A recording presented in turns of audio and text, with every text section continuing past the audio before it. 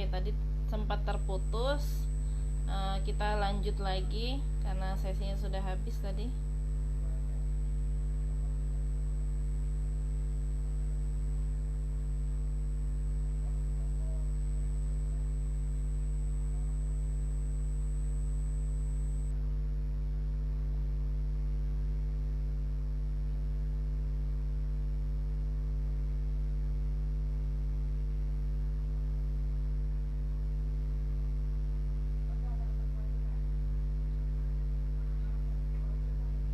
Sebentar ya, kita undang dulu.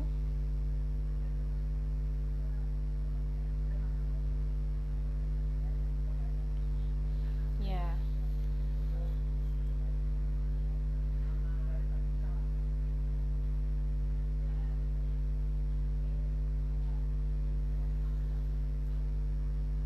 oke, kita tunggu Ibu Eni bergabung lagi. Oke.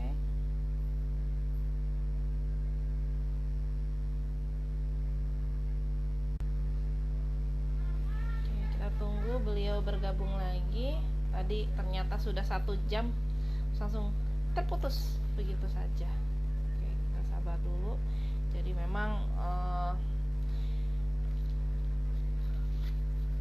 sudah ada penelitiannya ya bahwa penurunan akses pelayanan kesehatan ibu hamil sebesar 10% saja. Ini penelitian tahun 2017 terhadap 1,7 miliar ibu hamil di negara-negara low dan middle incomes.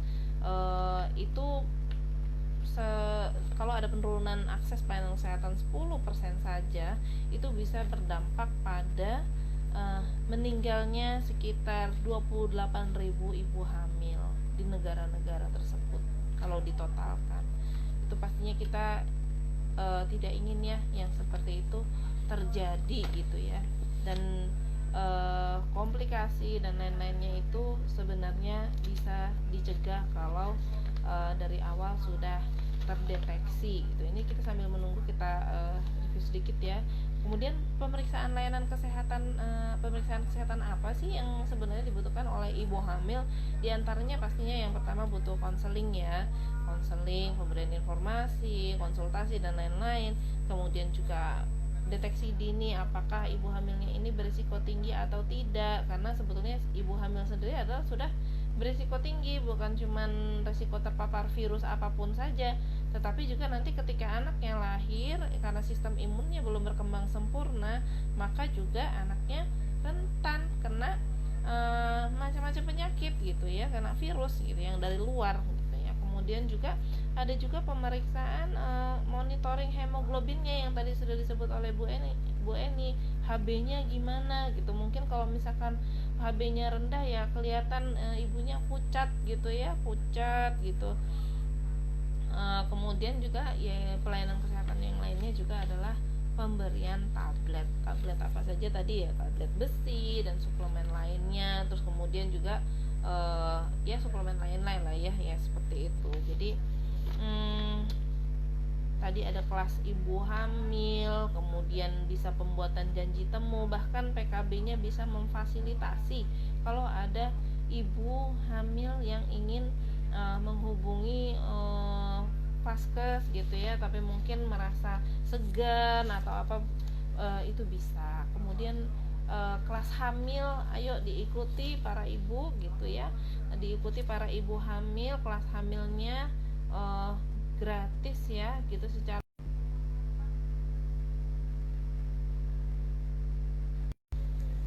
Iya, jadi jangan sampai seorang ibu hamil itu merasa aku yang penting udah makannya banyak, kenyang gitu ya, padahal ternyata itu nggak memenuhi nutrisi yang seharusnya diperlukan oleh ibu hamil dan juga bayi ya, janinnya gitu. Pastinya kalau ingin ibunya sehat, tidak ada komplikasi, kemudian juga anaknya tumbuh jadi anak yang sehat gitu ya, terus kemudian cerdas juga, nah pastinya perlu diupayakan semua itu gitu ya.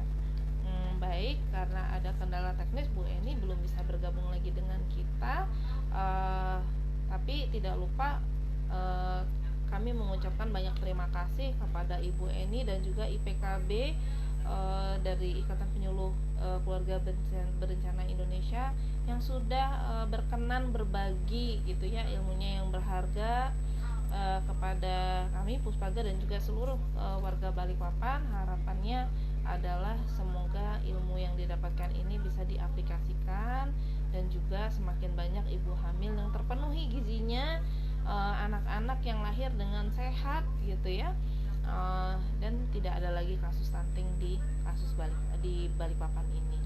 Baik, terima kasih semua yang sudah bergabung atas sapaannya, atas atensinya gitu ya.